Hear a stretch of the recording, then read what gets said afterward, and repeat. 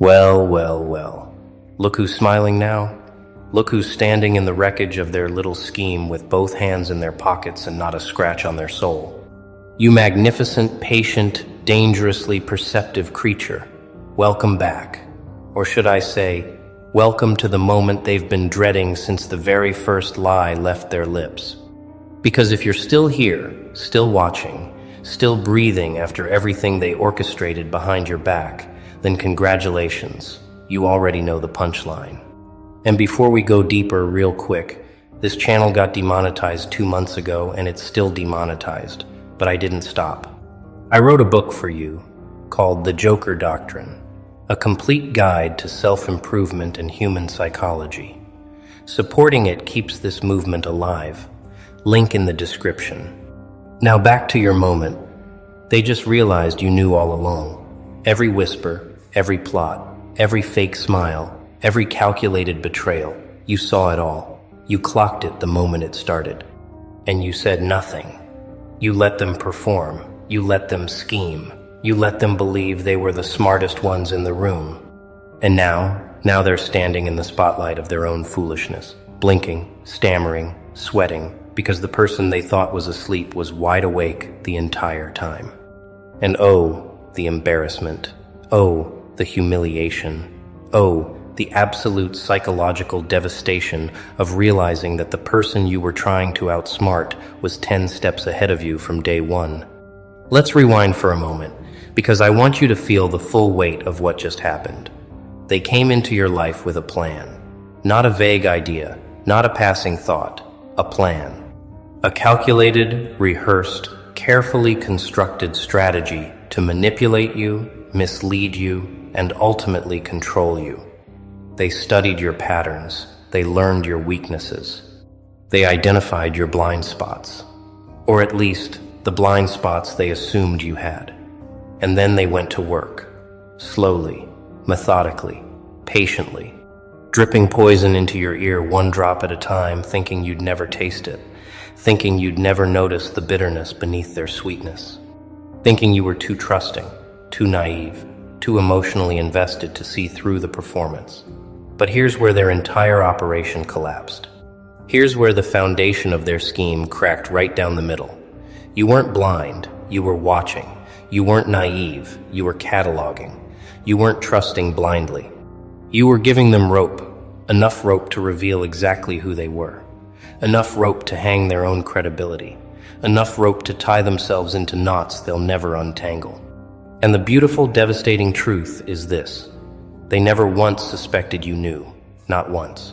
They looked at your calm face and saw ignorance. They looked at your silence and saw submission. They looked at your patience and saw weakness. But what they were actually looking at was strategy.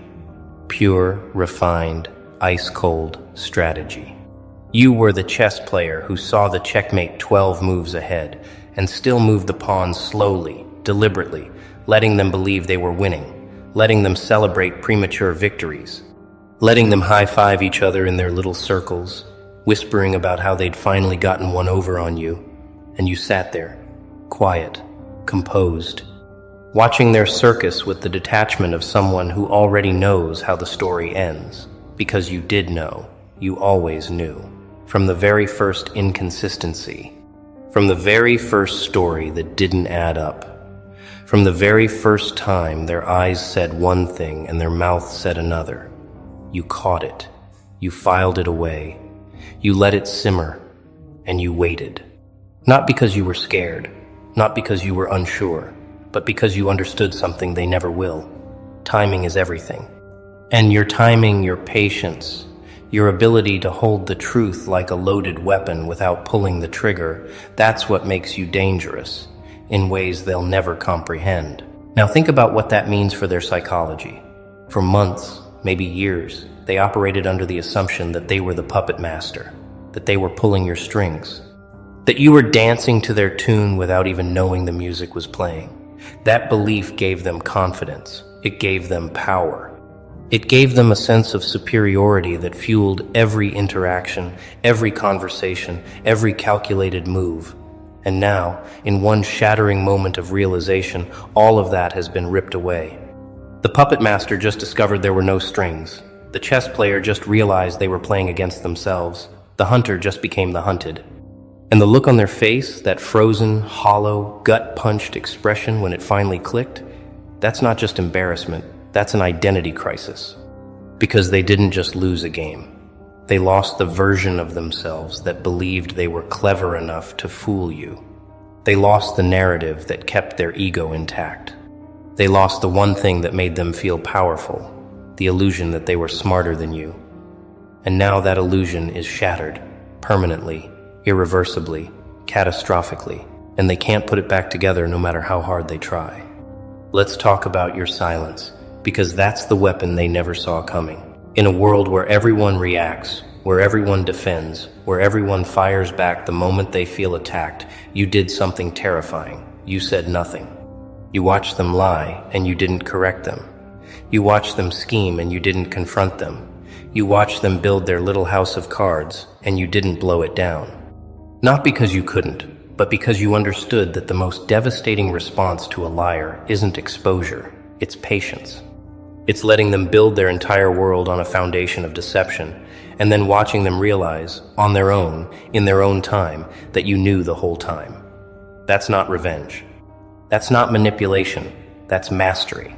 That's the kind of psychological discipline that most people will never achieve, because most people can't sit with the truth without speaking it. Most people can't watch injustice without screaming. Most people can't endure the discomfort of knowing they're being played without flipping the table. But you turned that discomfort into fuel. You turned that knowledge into armor. You turned that silence into the loudest statement anyone has ever made. And now they're drowning in that silence. Because your silence wasn't empty. It was loaded. Every time you smiled when they lied, it was a bullet they didn't know was chambered. Every time you nodded when they manipulated, it was a page being added to a record they didn't know existed. Every time you stayed calm when they expected you to break, it was another nail in the coffin of their credibility. They thought your silence meant you were fooled. But your silence meant you were finished collecting evidence. You were finished watching their performance. You were finished giving them the space to reveal every ugly corner of who they truly are. And now that the curtain has fallen, now that the lights are on, now that they're standing naked in the truth they tried so hard to hide, they can't blame anyone but themselves. Because you didn't expose them, they exposed themselves. You just gave them the stage. You just held the spotlight. You just waited for the final act. And what an act it was. The moment they realized you knew, the moment they saw it in your eyes, the moment the truth hit them like a freight train, every ounce of confidence they ever had evaporated. Every smirk they ever wore melted. Every whisper they ever shared became a scream echoing back at them in the voice of their own stupidity. Here's what makes this even more devastating for them. They can't accuse you of playing dirty. They can't call you manipulative. They can't paint you as the villain. Because you didn't do anything. You didn't scheme. You didn't plot. You didn't retaliate. You simply observed. You simply noticed. You simply remembered.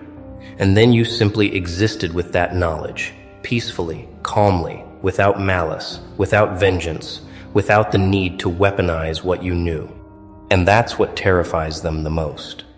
Because a person who retaliates, they can handle that. A person who fights back, they can prepare for that. A person who screams and confronts, they have a playbook for that. But a person who knows everything and says nothing. A person who watches every betrayal with steady eyes and a steady heart. A person who holds the receipts but never presents them. That kind of person is unpredictable. That kind of person is uncontrollable. That kind of person is untouchable. And that's exactly what you are. Untouchable. Not because you built walls, but because you built awareness. And awareness, real awareness, is the one fortress no liar can penetrate. Now let's talk about the moment. The exact moment they realized you knew. Because that moment, that specific instant in time, is burned into their memory forever. Maybe it was a look. Maybe it was a single sentence you dropped so casually, so effortlessly, that it took them 3 seconds to realize what you just said. Maybe it was a question you asked that was so precise, so surgically targeted, that they couldn't breathe for a full 5 seconds. Maybe it was the way you smiled when they expected you to cry. Maybe it was the way you walked away when they expected you to beg. Whatever it wasn't dramatic, it wasn't loud, it wasn't theatrical. It was quiet, controlled, almost gentle. And that's what made it absolutely devastating.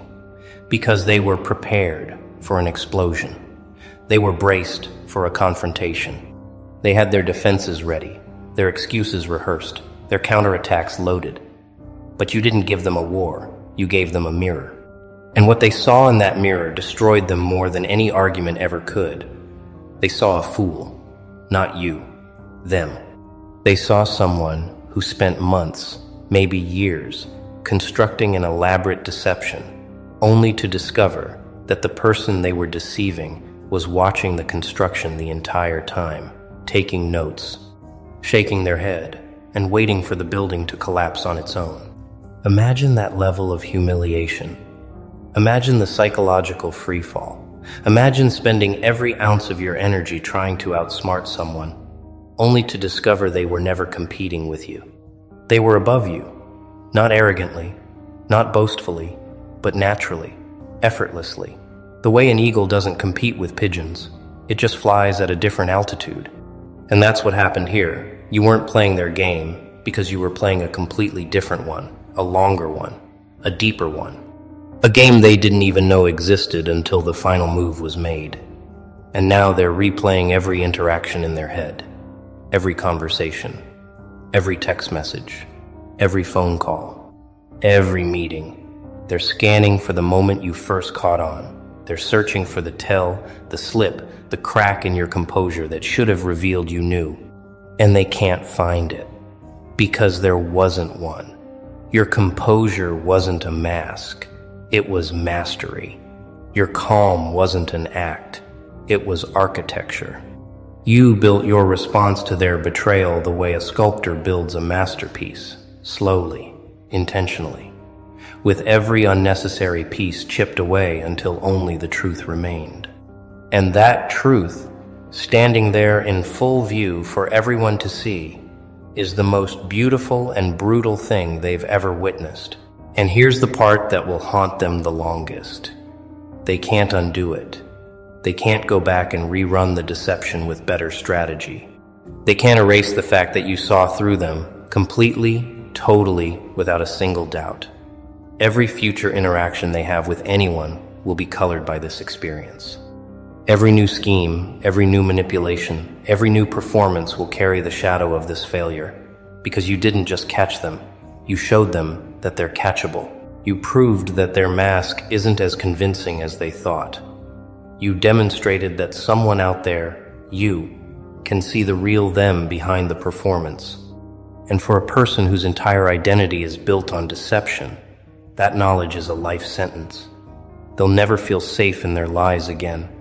They'll never feel confident in their masks again. They'll never look at another human being without wondering, do they know too? Do they see through me?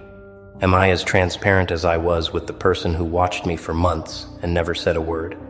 That paranoia, that creeping, suffocating awareness that their game has been exposed, that's the gift you gave them, not out of cruelty, but out of inevitability. Because when you try to fool someone who's wiser than you, this is always how it ends. Always. Let's talk about foolishness, because that word doesn't even begin to cover what they're feeling right now. Foolish is forgetting your keys. Foolish is tripping on a flat surface. What they're experiencing is something far deeper, far more corrosive, far more permanently damaging to their sense of self. They're experiencing the realization that they were the joke in a room where they thought they were the comedian.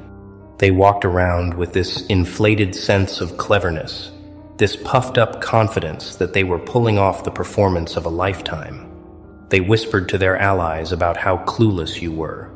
They celebrated in their group chats. They shared knowing glances across rooms, congratulating each other on how well the deception was going. And now every single one of those moments has been rewritten. Every whisper now sounds stupid. Every celebration now feels hollow. Every knowing glance now looks pathetic.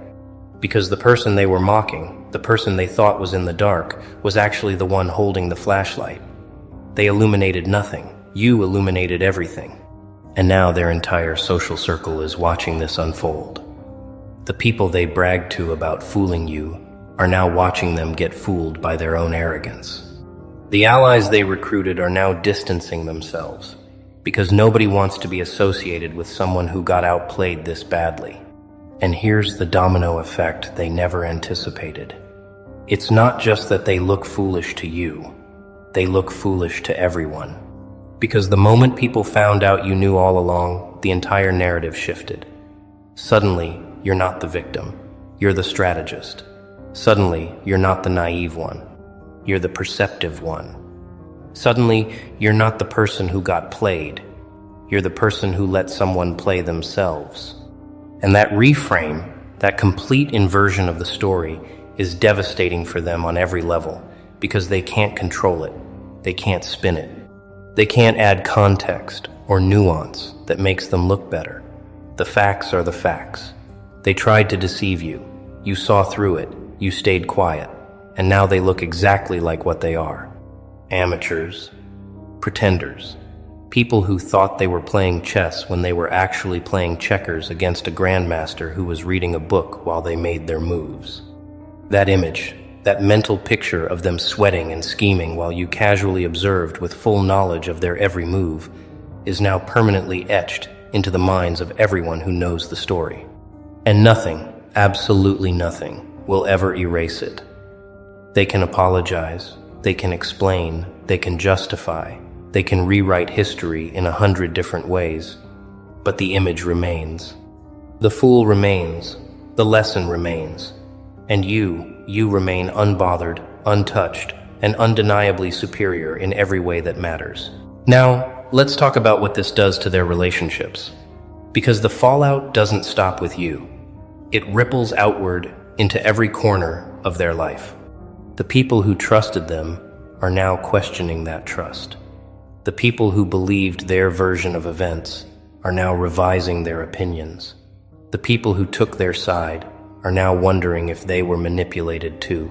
Because if this person could spend months, years, running a deception this elaborate and still get caught, what else have they been lying about? What other performances have they been giving? What other people have they been fooling or trying to fool? That seed of doubt, once planted, grows fast. And it doesn't just grow in one direction. It spreads into their friendships, their professional relationships, their family dynamics. Everywhere they've ever worn a mask, people are now looking more closely. People are now paying attention. People are now doing exactly what you did, watching, waiting, noticing. And for someone who relies on deception to function, that level of scrutiny is suffocating. They can feel the walls closing in. They can feel the trust eroding. They can feel the ground shifting beneath their carefully constructed life, and they have nobody to blame but themselves, because you didn't tell anyone. You didn't campaign against them. You didn't go on a revenge tour. You simply existed with the truth. And the truth, once it's out, does its own work. It doesn't need your help. It doesn't need your anger. It doesn't need your energy. It just needs to exist. And it does. Loudly. Permanently, mercilessly. This is the part most people miss. This is the lesson buried beneath the surface of this entire experience. The power wasn't in knowing. The power was in not reacting to what you knew. Because knowing is easy, reacting is easy, confronting is easy. Screaming the truth from the rooftops the moment you discover it, that's the easy path. That's what 99% of people would do. They'd catch the first lie and immediately blow the whistle. They'd spot the first manipulation and instantly start a war. They'd sense the first betrayal and immediately burn the bridge. But you didn't do any of that. You chose the harder path, the path of restraint, the path of observation, the path of strategic patience. You absorbed the discomfort of knowing you were being betrayed, and you didn't flinch. You carried the weight of their deception on your shoulders, and you didn't buckle. You sat across from people who were actively trying to destroy you, and you smiled. Not because you were weak, not because you were in denial, but because you understood that premature reaction is the enemy of permanent victory. You knew that the moment you reacted, you'd give them what they wanted. An excuse, a reason to paint you as the aggressor, a justification for their behavior, a way to flip the script and make themselves the victim, and you refused to give them that satisfaction. So instead of reacting, you redirected. Instead of confronting, you collected. Instead of fighting, you flourished. And that's what drove them absolutely insane. Because they needed your reaction. They were counting on it. Their entire strategy depended on you being emotional, impulsive, predictable. They needed you to lose your temper so they could say, "See? Look how unstable they are." They needed you to make accusations so they could say, "See? Look how paranoid they are." They needed you to break down so they could say, "See? Look how weak they are." But you didn't give them any of it. You gave them nothing. Absolute zero. And in that nothing, in that vacuum of reaction, they lost all their power. Because manipulation only works when the target responds the way the manipulator expects. And you didn't respond at all. You rewrote the rules. You changed the game. You made their playbook obsolete. And now they're standing there with a strategy designed for a person who doesn't exist. A version of you they invented in their heads. A character they wrote for you in their little drama. But you refused the role. You tore up the script. You walked off their stage and you built your own. A stage where you're the director, the writer, and the star. And they're not even in the audience anymore. They're outside, looking through the window, watching you thrive. And they can't get in. The discipline you showed, the restraint you exercised, the composure you maintained, these aren't small things. These are extraordinary things. These are the things that separate people who survive from people who conquer. Because surviving means